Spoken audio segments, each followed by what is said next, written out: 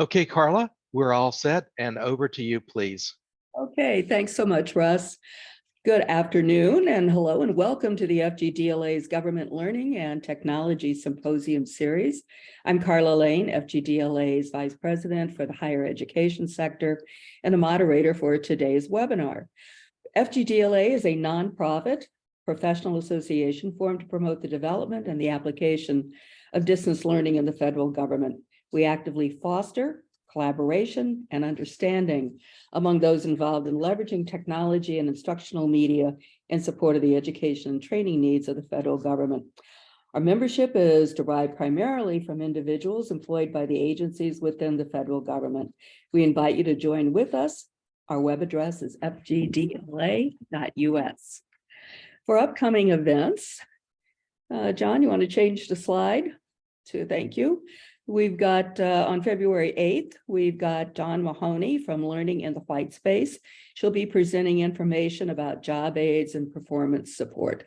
So we're looking forward to that, and we'll have some additional announcements to make eventually about upcoming webinars. We're trying to track down some really interesting people. So we are also so proud that Zoom is a valued sponsor of FGDLA and has been instrumental in helping us bring you these webinars. We'd like to thank Zoom and Russ Colbert for sponsoring today's workshop. They are the best partner that FGDLA could have. Thank you, Russ. Would you like to say something about that? Carla, you're so welcome. It's a pleasure to do this. I love doing this. I've learned so many things from our guest speakers, and today's speaker, John, is amazing. So I look forward to hearing all about Moodle and what he's doing, both nationally and globally. So thank you, Carla. It's a pleasure to serve the members of federal government, DLA. Okay, thanks so much, Russ. So as Russ just mentioned, John Defonzo, and you can call him whatever you think that name would lead to. He says he's not the least bit offended. But John is a federal lead for Moodle US. He's worked with the Moodle within the Moodle community for nearly 8 years and in ed tech for over 15 years. John is based in Massachusetts and works with clients to implement learning technologies and large online learning initiatives. He'll tell you more about this, but just as a synopsis, Moodle US is a division of Moodle HQ that creates the world's most widely used open source LMS platform. As such, Moodle is experiencing rapid adoption throughout the US federal and DoD markets. This includes the US Army, the US Air Force, FEMA, DHS, and the VA. And as an aside, I did use it for over 10 years of training probation officers throughout 39 states. John, we're so happy you could develop this webinar for FGDLA. Welcome. Thank you for being with us today. Thank you so much, Carla and Russ, for the introduction. It's an honor to be here to speak on behalf of Moodle US, and the community, the open source community as a whole.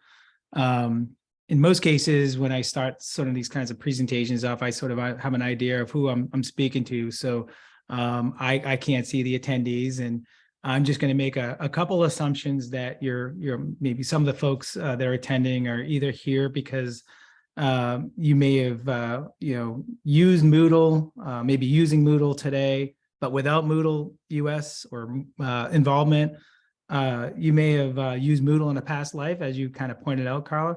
Many folks have, either as students or as instructors in previous situations, or maybe you're using some other kind of commercially available LMS and you're curious to learn a little bit more about, how Moodle differs as an open source offering.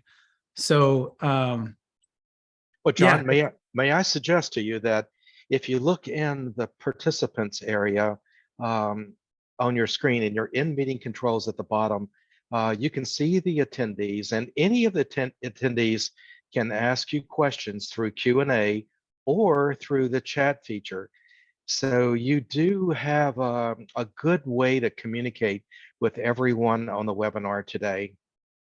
Thank you, Russ. Of course. I'm looking at my screen in full screen, and I don't want to mess up the Zoom panel. So I will completely rely on you folks before I break anything.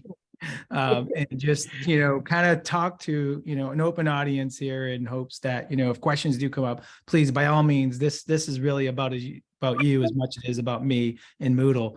So please interject and stop me with questions at any time you see fit. Let me just kind of gloss down a few some topics of focus here. I'm going to go over Moodle US, Moodle HQ, sort of the relationship between the two firms. I'm going to go through, obviously, some of our core offerings, notably Moodle for Government, some relevant clients and projects that we've been working on.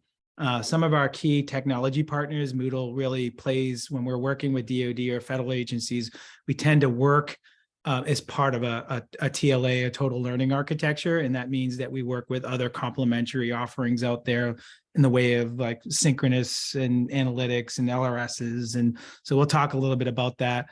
And I'll also talk, just kind of highlight a couple of our federal business partners that we've gone, that we've teamed up with in the past for some very, notable projects. MoodleNet, which is another new offering that I'll kind of just highlight. And then, kind of just start touching on Moodle 4.x, like 4.0 just hit the streets. It's a complete, UX overhaul, and everyone's really excited about it. So I'll just kind of highlight some of the core enhancements that 4.0 is extending to our clients. And then I'm going to talk a little bit about our federal business strategy, and sort of the kind of, things that may be important to the attendees here that, are maybe, that may be here from, certain federal agencies, DoD and whatnot, and why, how Moodle US could play a part in any kind of relevant projects. And then I'm going to just jump into a sort of a brief demo, like, maybe a 20-minute overview of sort of the platform, so you can get an appreciation of some of the different theming, some of the different ways that Moodle's configured, and some of the, how dashboards are set up and that sort of thing. But then, I'm hoping to, whatever I don't address here, we're going to set aside maybe 10 minutes, maybe at the end of the session, just so I can take questions and go from there. So, all right. So, if you know Moodle, and Moodle's been around for about almost 20 years. As Carla mentioned, it's the most widely used LMS in the world. And, excuse me, get a feather in my mouth, but Moodle is open source, right? It's free. You can download Moodle, you can install it on your own infrastructure, and you can consume it in a variety of ways. But sort of the analogy that we hear out there all too often is that Moodle is free, like a free puppy. So I just wanted to show up, a picture of a free puppy, and we all know puppies are not free. So that's where Moodle US comes in to play, right? So Moodle HQ, the mothership, actually are the ones that develop the open source Moodle platform that you may be familiar with, and also develops the Moodle Workplace platform. Moodle US is the services arm of Moodle HQ and based in the United States. Moodle HQ relies on a network of partners that are sort of scattered throughout the world, right? That provide services, in the way of learning, design, integration, consulting, technical development, hosting, those kinds of things for those people that may be, for those organizations that may be installing Moodle in sort of that free as in free puppy concept, right? Because what generally happens is a lot of our clients kind of come to us and they'll say, hey, we've been running Moodle for 5 years or for 2 months, and we're not Moodle people, and you all offer, services and help around Moodle and hosting. So please take our Moodle and you run it while we do what we do. So that's where Moodle US comes into play. We really are that services arm of Moodle HQ, and are able to extend the kinds of services and support that I have laid out here. And, most notably where we provide AWS cloud-based hosting that we can even deploy at the GovCloud level. We provide integration services. As you can imagine, Moodle is highly extensible and can integrate with a variety of other systems, government systems, SSO, CAD cards, HRSs, you name it, back office systems. And so that's a big part of what our organization helps our clients with, is really tying Moodle into those critical backend systems that may make up a TLA. We have an amazing learning design business unit here who are just experts in making sure that you're putting Moodle together or in a way that's really going to create meaningful learning experiences for your users. They're experts in instructional design and been using Moodle for in some situations like a few decades.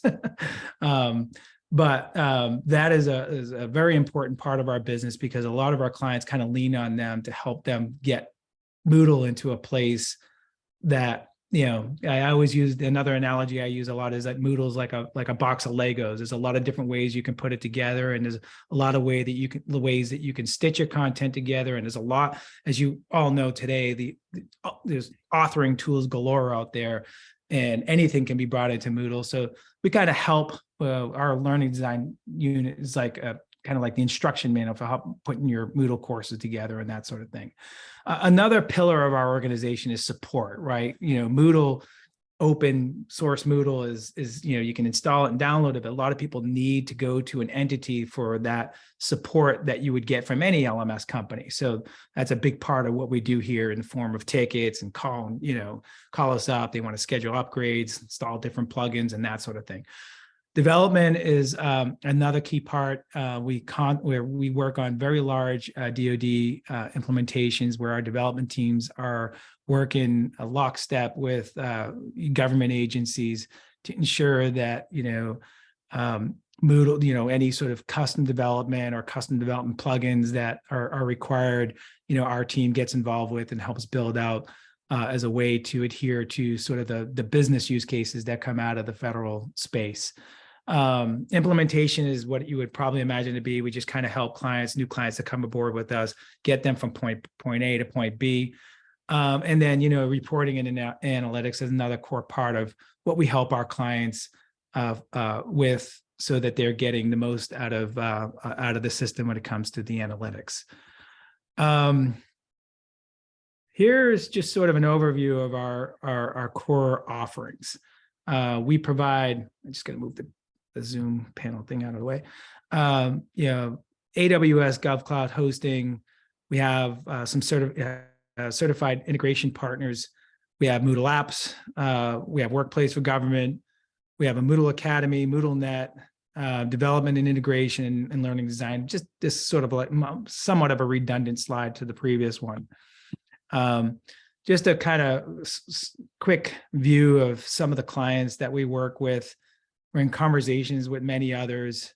But the funny thing about Moodle is, while we're working with some of these agencies that you see up here on your screen, there are so many agencies or organizations out there, even outside of the federal and DoD space, that are using Moodle that we don't know about, right? Because Moodle is open source. So this screen is really just a reflection. This slide is really just a reflection of the clients that we're actually working with directly today. So just to kind of give you an appreciation. Where's the U.S. Navy? I didn't see the U.S. Navy there. We're not working with the Navy, but we know that the come Navy. on. If any Navy folks out there, feel free to ping me. No, we know that the Navy is using Moodle. We know that there is probably some folks from the Marine Corps on here, that at Marine Corps University, they're using Moodle.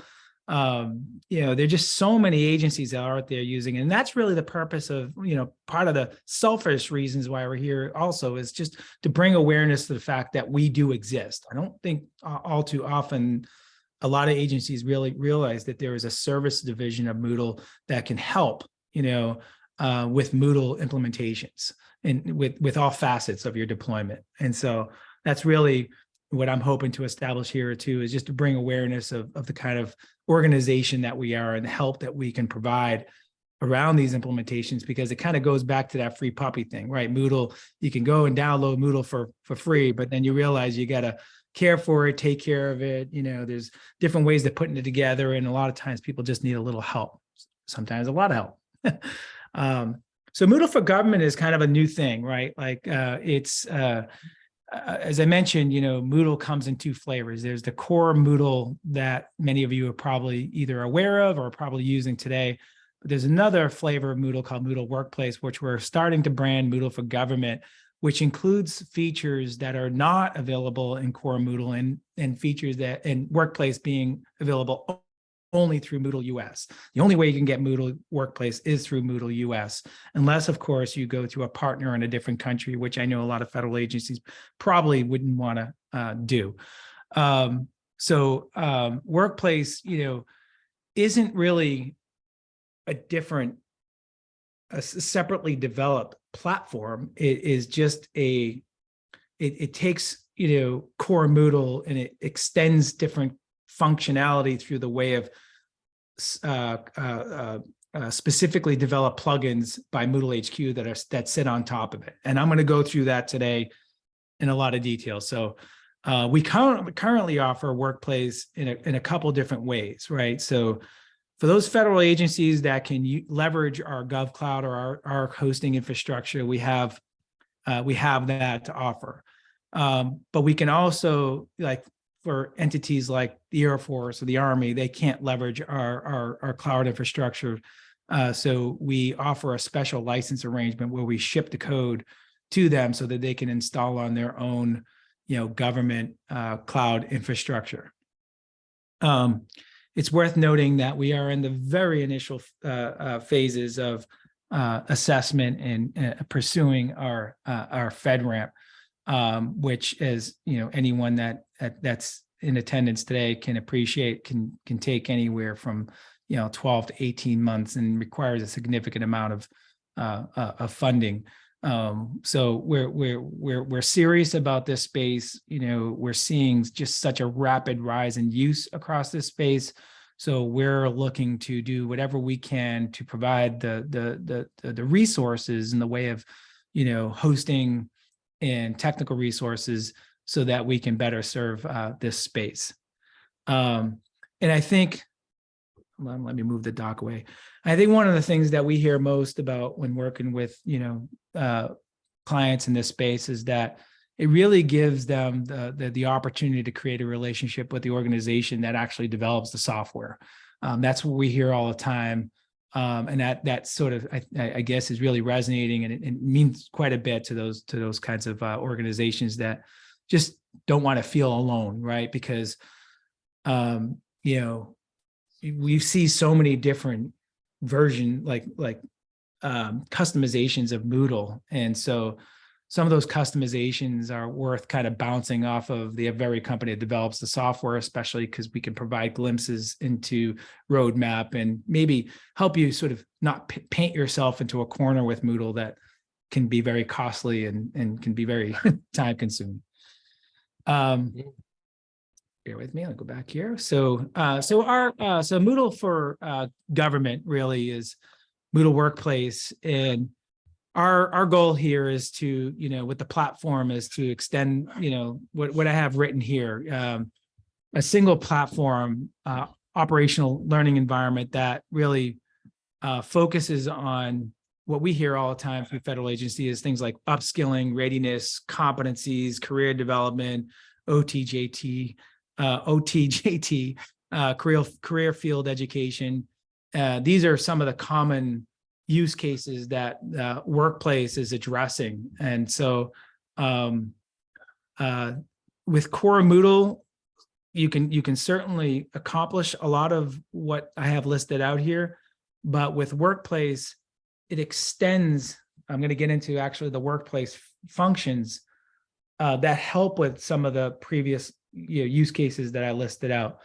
I would say this is not in any particular order, but programs alone is sort of a departure from core Moodle, in that it allows you to take your courses that you have in Moodle and bundle them together into a learning track or into a certification / recertification.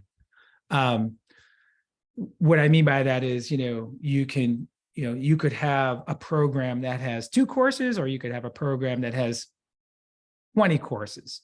The program's container just allows you to stitch those courses together into a specific flow or into any flow. You can create electives, and you can create sort of a pathway to maybe a certification. The certifications component allows you to create that recertification. So if these programs have repeatability, or your users need to kind of get recertified or have to retake training on some particular time frame, the certification component kind of governs that kind of repeat training, if you will. Even if it means the certifications that since you took these 4 courses already, you don't have to take these. And this is all in an automated way by way of the dynamic rules. The dynamic rules is really like the governing engine in Workplace that really automates and kind of serves as like a traffic cop on the way your users move through the system, through their respective programs and courses, and spits out certain notifications upon certain criteria, spits out digital certification or completion or competencies or whatever it may be upon completion of certain things in the system, if that makes sense. And so these are like these are some of the core components of Workplace.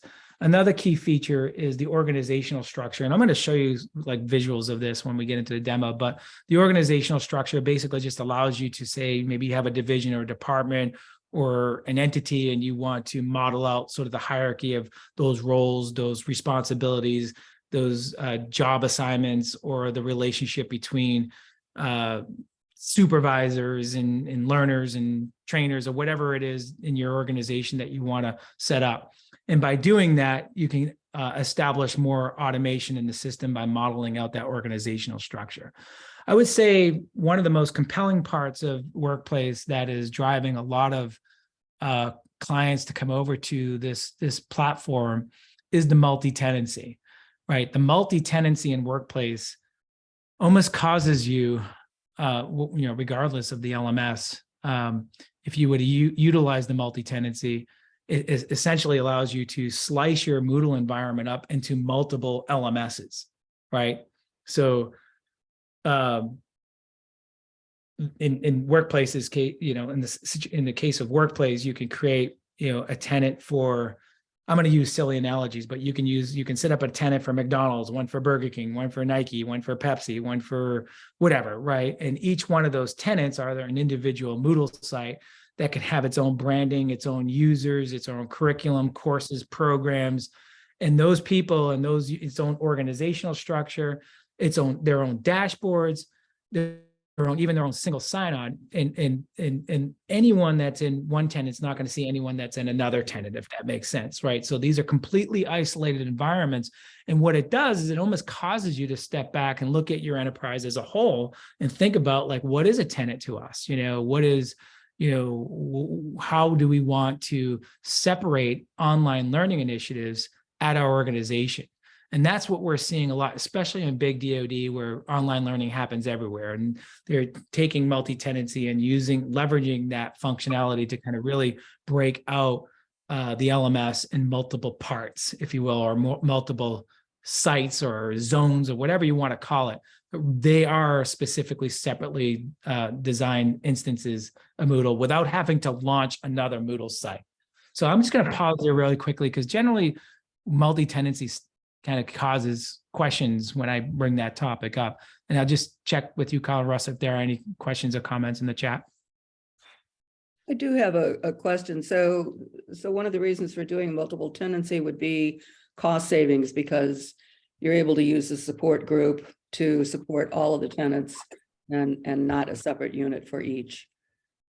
Right. So that would be and if you did it, so do you find, so with the DoD, large organizations, you might have, Sean put a note in saying, they had 150 to 170,000, I think he said, in discrete users every year. Right.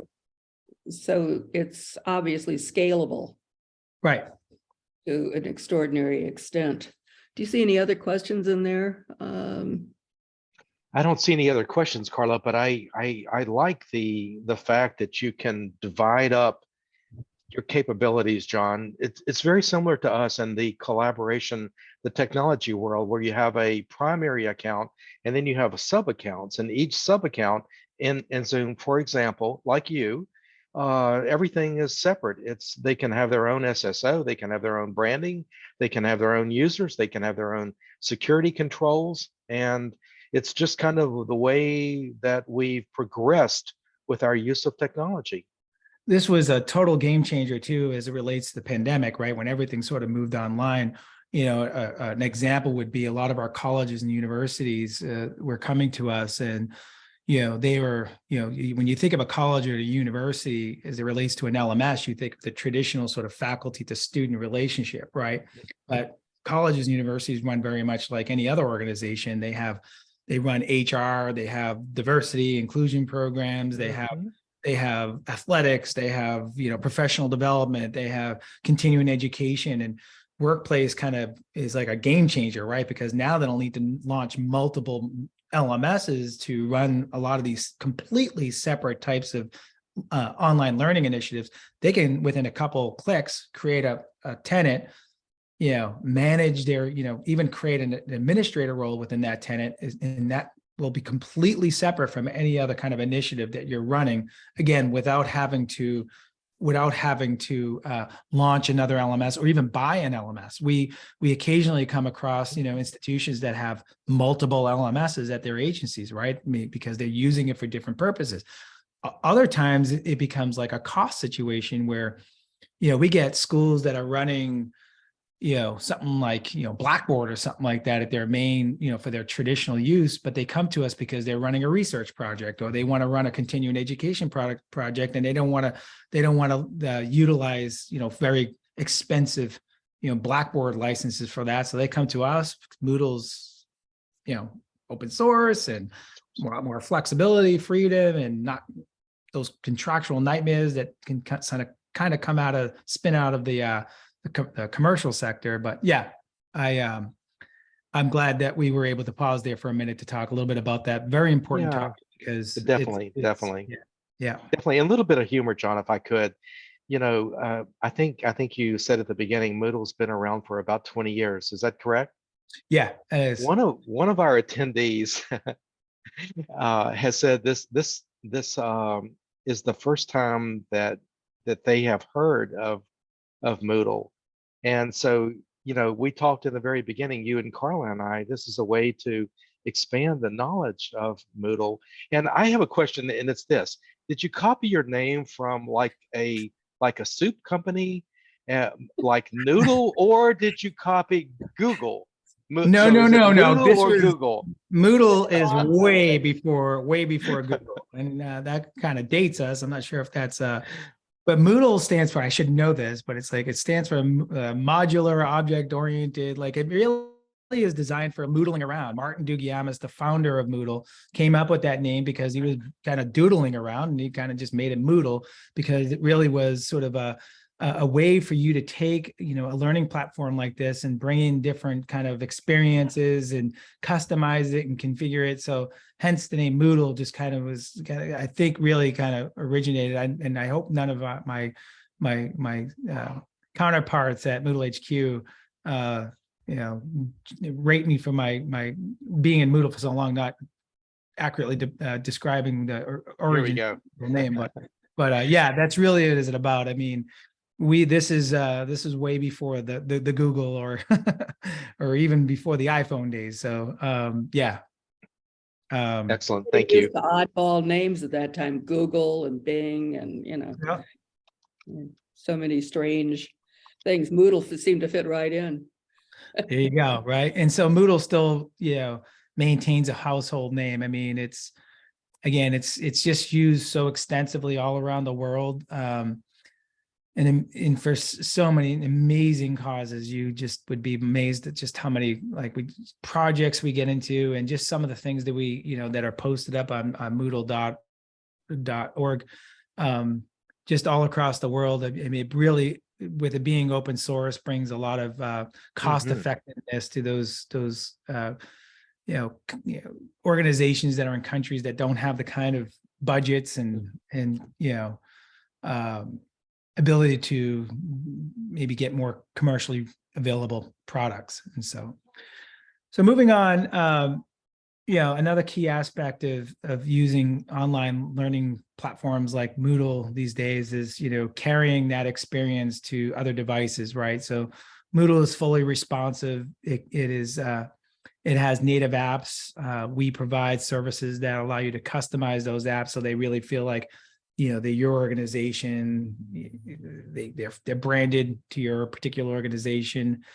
And particularly within the DoD, one of the things that is pretty compelling is that Moodle can be, you can experience Moodle learning within Moodle even offline, right? So people can kind of download their courses. They could be going out in ships or whatnot, or be in places where there's no bandwidth whatsoever, whatnot, and download their courses and be able to take their learning. And then once they get into connectivity, be able to reconnect with the Moodle server and bring their experiences back online. There's a question in the chat. Let me read it to you. AI-powered learning is important and will continue going forward. What AI capabilities does this platform have built into it? Is there a recommendations engine? Anything like That is pretty interesting question. I don't know who that might be coming from, but that is definitely the direction where Moodle is coming to. And if I could table that just till we get into the demo, I could starting to use some semblances of AI, because it is very important, and it is a project, I won't name names, that we're embarking on with a notable uniformed services of the DoD. We're embarking on a very, a pretty significant development effort to enhance the AI experience to a point where, it's really going to be, really going to morph into a recommendation engine.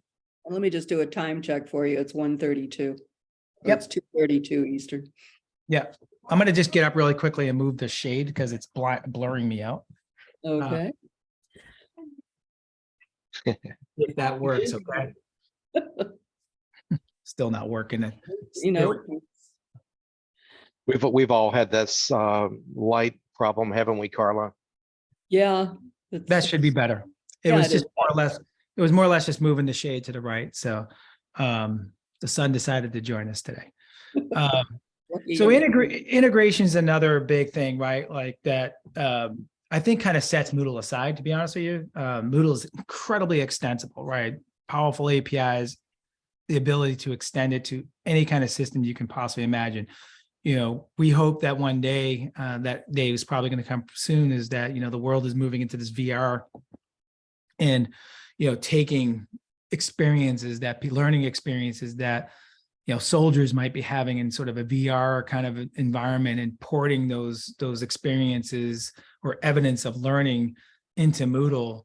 I really see this as sort of the future, and not too distant future. I see it almost as like the immediate future with Moodle, but integration is at the heart of Moodle. Like it's just, Moodle, I almost want to describe Moodle as like your entertainment center, right? Everyone has an entertainment center where you have like, we're like the base receiver, and then you have all these other components that plug into it, and we're sort of the thing that, or you can almost like refer to as the Moodle as like a plug strip, right? Everything wants to plug into Moodle, and Moodle becomes sort of the hub for all of these integrated technologies, right? Like the LRS or analytics or Office 365, Zoom, you name it, just like these, everything just wants to tie into Moodle, and Moodle is built on open integrations, open standards, and that sort of thing. So plugging that sort of stuff into Moodle is pretty, is something that is part of what Moodle is all about. Bear with me for 1 second here. All right. So in terms of key technology partners, let me just start this part of the session off with, accessibility. I mean, the LMS today it needs to adhere to accessibility standards, right? I mean, it's almost like having a store without wheelchair access, right? Just accessibility is at the heart of Moodle because it is used all over the world and it's used so extensively in higher ed. Moodle out of the box adheres very nicely to accessibility standards. But like anything in Moodle, like there are certain organizations that take certain parts of Moodle and extend it even further. And one of those is Brickfield Education Labs that has a Moodle, a tightly integrated Moodle plugin that really takes accessibility to even a whole new level in terms of a more efficient, effective accessibility checker to make sure that your courses are accessible. So that is, whenever I'm on in a discussion with someone that's interested or we're talking about the LMS, I always bring up what is your accessibility strategy, and then take them down the path of showing them that not only what Moodle how Moodle adheres to accessibility today out of the box, but where we're going, and also the kinds of partners, technology, like Moodle certified technology partners that play into that ecosystem. Same thing with synchronous, capabilities within Moodle. Moodle takes an agnostic approach to like what we're doing here today, right? Like live meeting tools. We support by way of plugin things like Zoom and Teams and WebEx, and Big Blue Button is becoming a fan favorite of ours. They're open source as well. They sort of align really well to our development strategy, and it's already integrated deeply into Moodle. It's also, I think, something that's grabbing the attention of the federal DoD space because there's no plugin for it. There's nothing to download. It's all browser based, and that tends to be something that's appreciated within that space. But we also know that Teams, Microsoft is very well entrenched into the DoD space too. So again, when it comes to like adding your third-party synchronous tools to Moodle, it's really simple. It's just done by way of plugin.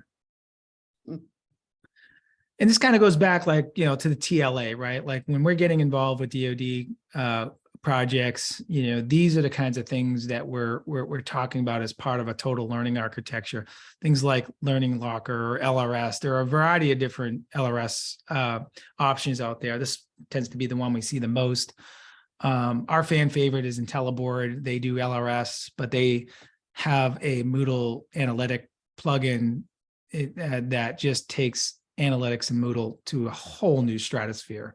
I just love showing IntelliBoard. It's just beautiful. The reportings are all graphical, and there's just not a darn thing that you can't drill into as it relates to what's happening within your Moodle system. XAPI, SCORM, all these things you can probably imagine are, run just perfectly within Moodle. And they're just generally part of our overall TLA strategy or model when we're going to market. A couple of our government partners, IBM Federal, we love them. We've done some great work together. GDIT by way of Armor.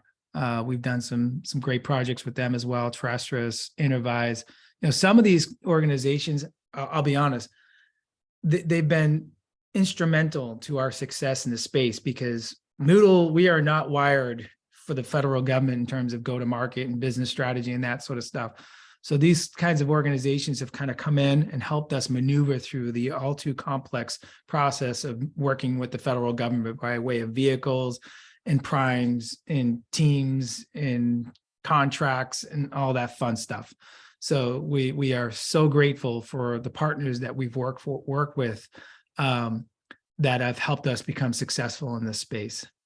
It's probably worth noting that we are in active discussions with USA Learning too. It might come, that might be a familiar name to some of you that are in attendance. If not, ping me on the side and I'd be happy to kind of bring you up to speed there. MoodleNet. MoodleNet is a new component of Moodle that's come out with 4.0, and it's really like, just think of it as like an open community, right? Or it could be siloed communities. It's just a place where you can share content across maybe your own internal community or across the world, right? It's kind of like a social media for Moodle where you can share courses, programs, content, resources, open educational resources, whatever it may be. And it has like, I'm just showing you some screenshots of it, but like it has more of like that social aspect of things where you create profiles, people can follow you. Again, you can do a lot of different types of, sharing out of your collections and that sort of thing. 4.0 is a brand new release of Moodle, and it's all, I would say in a nutshell, it's all about continued UI, UX enhancements just to make Moodle just as modern of an experience for both your trainers and your learners. Just enhancing the UI, making it less clicky, having better navigation layouts. And just, again, it's really all about, I think Moodle is so chock full of features and capability that, the developers now are really focusing on the 4.0 pathway for a lot of UX UI. As you'll see here, it's just a quick little snapshot of, just different layouts of the Moodle interface, the making better use of colors and meanings behind them, making better navigation experiences for users. I'll show you a little of this when we jump into the demo. Let me just do a quick time. Okay, we definitely have some time here. Hey, John. Yes, please. A question from Dr. Jolly Holden. Can Moodle communicate with other proprietary learning management systems in exchanging learning objects courses if they are not SORM compliant? So a Moodle course, what's great about Moodle is that it's built on open standards. And so you can actually take a Moodle course and export it by way of like a .mbz file. And what that is just an industry standard common cartridge file. And that course can be ported into, and consumed by some other LMS. Moreover, Moodle as a whole really adheres well to the LTI standard. So Moodle can actually be an LTI into another LMS. So you can almost kind of wormhole your way out of one LMS into a Moodle experience without really confusing the user. If that answers the question, I'm not sure if it does, but there are a variety of different ways for you to share courses. I think when it comes down to things like SCORM or actual particular content, there's typically, Moodle is not associated with SCORM in the way of like it can create SCORM. Usually you're relying on third-party applications like Articulate, Storyline to create that SCORM content. So if you're porting that SCORM content out, it would just assume that you're adhering to some sort of license agreement that you have with the authoring provider. Thank you. You're welcome. And let me just round out. I know we're kind of coming up close on time, but really I think we're doing great here. Let me just take the last two slides here to just kind of talk a little bit about, our federal strategy. Really, it's about, us. We continue to our resources, internal Moodle expertise and resources continue to expand in the way of technical and functional experts. This is really important to a lot of our federal and DoD clients. The interaction between clients and our product development team can help kind of steer the direction in many cases of where Moodle goes. And what that means as we're working on big DoD projects, federal projects, even when they're not big, a lot of the innovation or some of the customization that comes out of those projects can really extend some reciprocity to other federal agencies, right, that are using Moodle. Our goal is to make sure that we're not working in silos. So if we're doing something really interesting at the U.S. Air Force, I'm sure people at another DoD entity will want to know what's going on there, right? So that's what we're really hoping to do is bring awareness across this market. Continued engagement between DoD and our Moodle product teams. I think that, that's one of the things that really we get a lot of excitement out of from our federal clients is just the ability to work directly with our product team. So if they're making a change to Moodle, right, or if they're thinking of adding a plugin, bouncing those kinds of things off of our Moodle product team really helps them realize, gee, should we do this? Or, hey, you don't really need to do this because that's coming out in Moodle 4.2. We're already working on that. So it's just an alignment of vision and alignment of strategy so that you're not spending a lot of time doing something or painting yourself in a corner with Moodle that's unnecessary. I want to point out, I don't know if I'm going to bring this up in a second, but I don't know if many of you are aware, but Moodle is in many ways like your iPhone or your Android device, right? Like you pull it out of the box and it does what you expect it to do in the form of what an LMS is, right?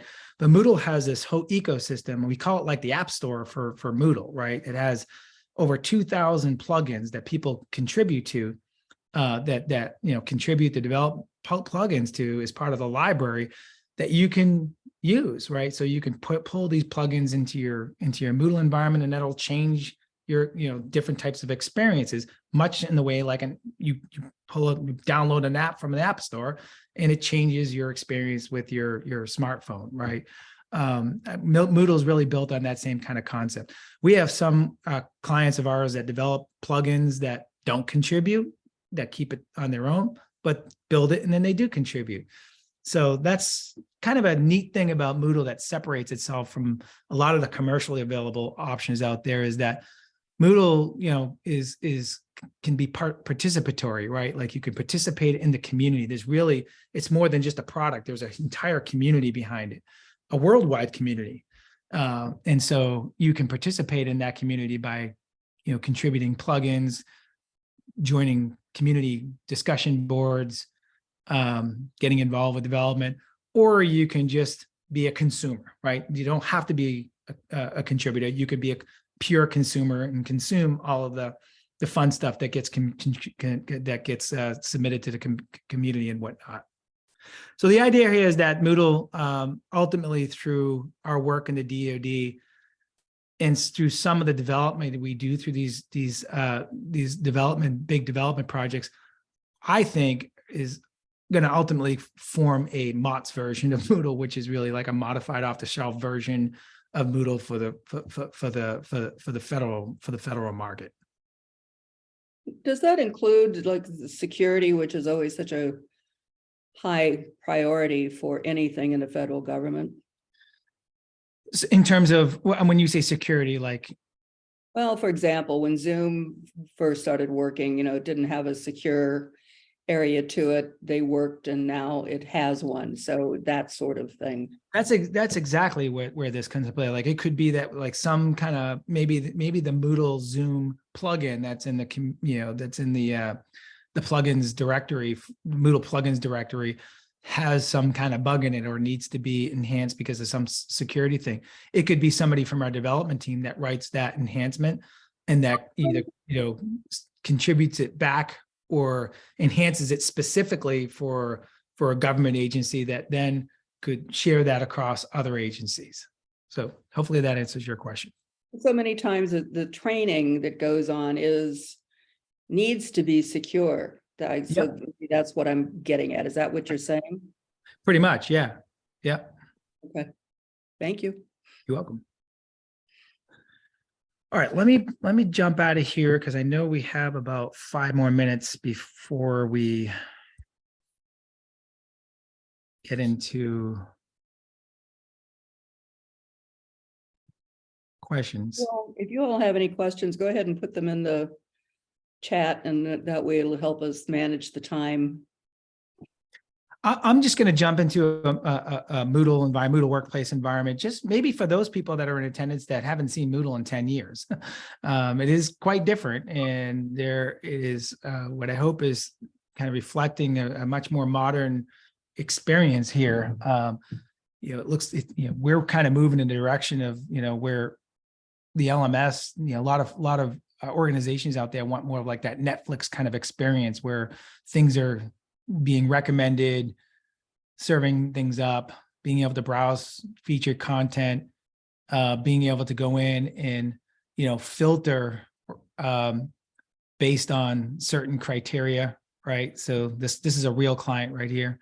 They have Moodle set up based on filtering out for different categories, different tagging that goes on with courses and programs. Like, you can get as granular as you want with this stuff. I'm just gonna click through a couple tabs here just so you can start getting an appreciation of some of the different look and feel of the way Moodle can appear and be configured.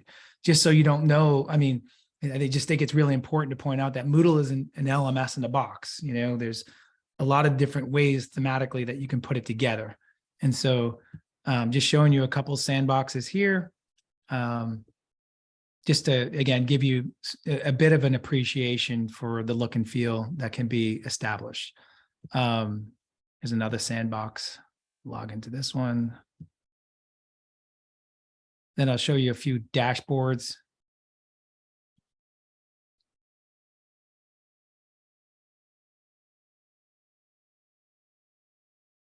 Again, this, there's so many different ways of putting this together. And this is where we work with our clients to dig into their specific use cases and intended use of the system, or the kind of experiences they want their learners to have from the very first login to when they complete anything that within the system, right? You're not forced by any way with Moodle to kind of go through some certain flow, click-through flow. You know, some clients want their users when they log in to kind of land into more of like a page like this, where they have their scheduled events and their training right up there on their screen, where they can kind of understand what programs they're enrolled in, what they have coming up, what they've completed. Others might want more of a kind of a portal kind of experience, where they just kind of have a variety of different information, discussion boards set up. It's really that relationship we have with our clients that allow us to work with them to make sure that we're putting the system together. This is mostly just a lot of user configuration too. I want to make sure I point out that when we talk about configuration here at Moodle, we're not talking about touching the underlying Moodle code. We never, ever want any of our clients to ever do that, because it really jeopardizes your ability to stay lockstep with new releases. When you touch the Moodle code, essentially by doing that, you can almost turn your Moodle into like a Frankenstein version of Moodle. And we've inherited and adopted many of those.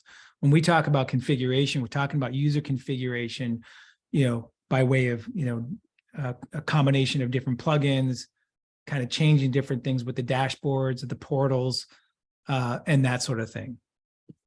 So one thing I always liked about Moodle is that I could set up, because I'm an instructional designer, so I could set up a course so that it could be sequential, but within that I could also have it so that the learner could choose what they looked at first to better meet their learning style or their cognitive style.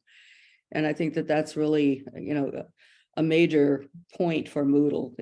I love that part of it. So thank you. yeah, absolutely.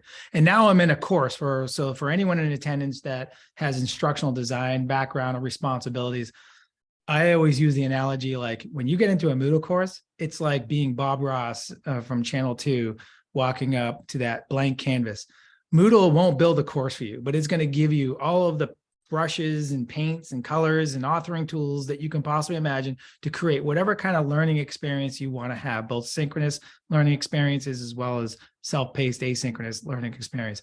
And it's just, this is where our learning designers come into play, and they can really help you kind of make sure that, a lot of, I can't tell you how often I see, people, the organizations, they invest millions of dollars in their LMSs and they just drop SCORM in there, and call it a day. Moodle allows you to really kind of, you want to put SCORM in there? Absolutely. That's an easy thing to do here, but you can add so many other things like discussion boards and wikis and assignments and videos and, checklists. And I mean, it just goes on. And that's why I use that Bob Ross theory, because when it comes to course design, I always think it's more of an art than it is like a process, right? Like I've seen people make terrible courses in great LMSs, and I've seen people make terrible courses in great LMSs. It really comes down to the skills that people have as part of a course designer to ultimately what you're trying to do at the end of the day is just create a meaningful learning experience. And what's nice about Workplace, I'm going to try to finish up here as quick as possible, is these courses can, as I mentioned before, can be stitched together or organized together into these programs or recertification tracks. So it just allows you to kind of organize your learning a little more efficiently. I want to just quickly show you like the multi-tenancy too. So I just came over here to this. I'm an administrator, so I can see this, but if I was in the civilians training tenant, I wouldn't see anyone that's in the National Guard training tenant, right?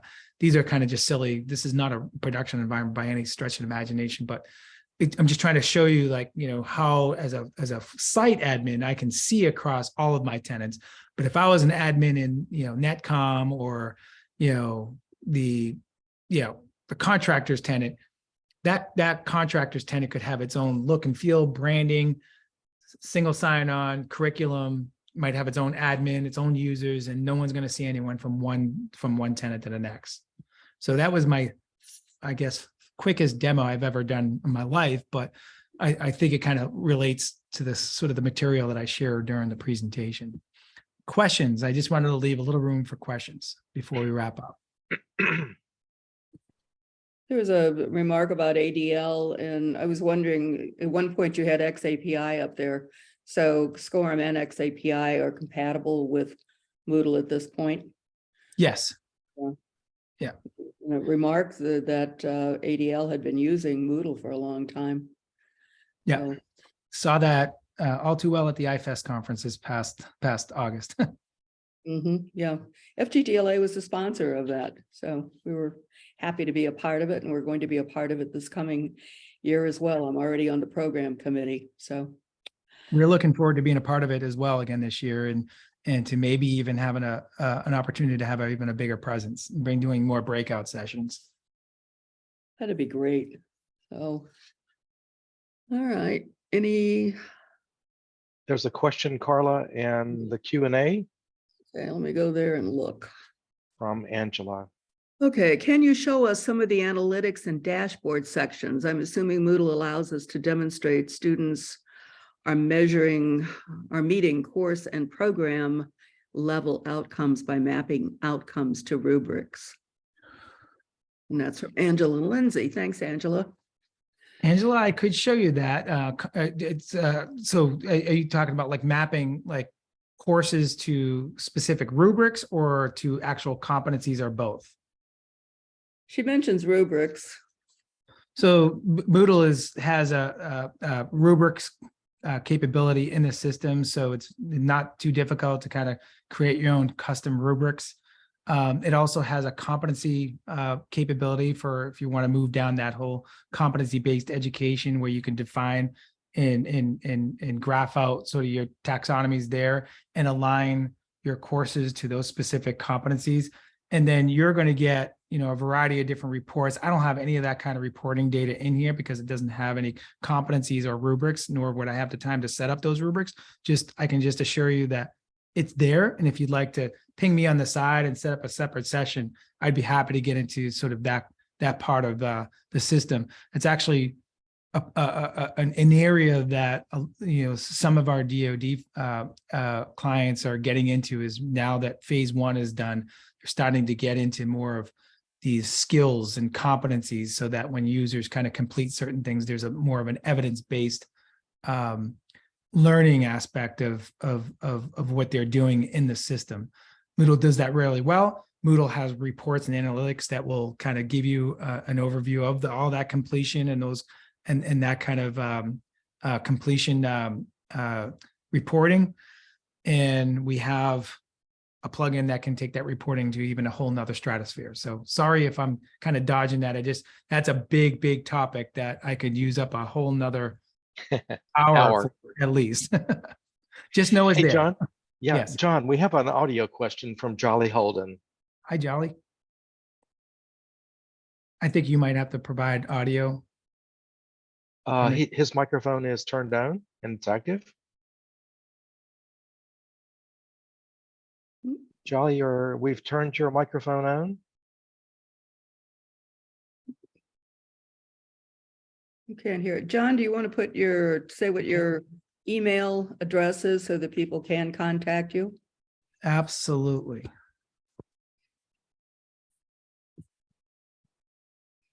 Is that coming up? Yep. So john.defonzo@moodle.com. That's simple enough. It's not capitalized. Okay. All right, still didn't hear Jolly. Can he tell you what his question is, Russ? Can Yeah. you- And if not, feel free to reach out, just shoot me up your questions, or, I'm happy to jump on web sessions anytime and do demos like this. Get into, deep kinds of aspect of the system, particularly around competencies and skills. Those are definitely more advanced level topics for LMS. But happy to accommodate any of those kinds of requests.